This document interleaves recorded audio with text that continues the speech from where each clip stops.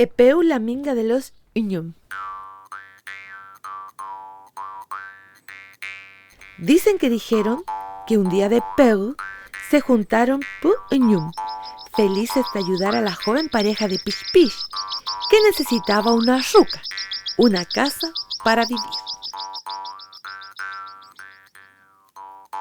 Desde un lemu, en un bosque cercano, el Chucau fue el primero en llegar y anunciar Kume Sungu, buenas noticias para la futura vivienda. El Chugul, con su mejor ul, invitó a todos los que quisieran ayudar.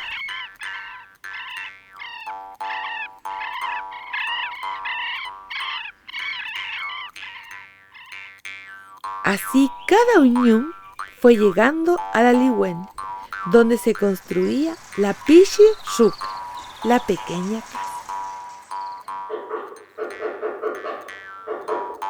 Toc, toc, toc, toc. Toc, toc, toc, toc.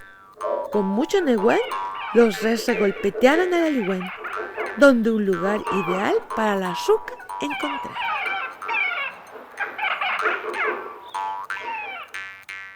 El Fiu Fiu trajo un montoncito de tapul desde un Aliwen cercano y el Chai Chai Chomo llegó desde un mallín con mucho rum. La pequeña pinza se encargó de adornar la ruca con algunas hermosas rayas.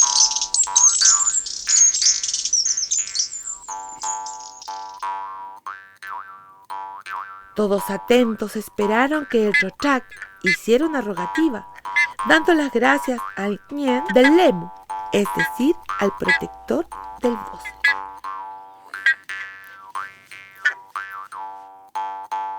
Después de esto, Ñam pidió la palabra y les recordó que cuando todos trabajan con Kumepiuke, es decir, con buen corazón, se logran grandes resultados. Los Chorroy anunciaron alegremente que la pareja había llegado al lugar.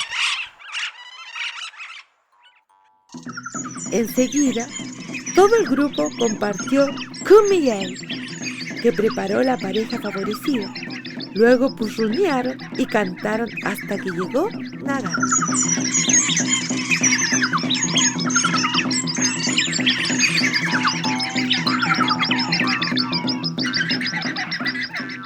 Dicen que la pareja de Pish Pish quedó muy feliz y agradecida con la minga de su nueva ruca, su primer nidito, y decían a todos, Fenten Mañum Puweñi.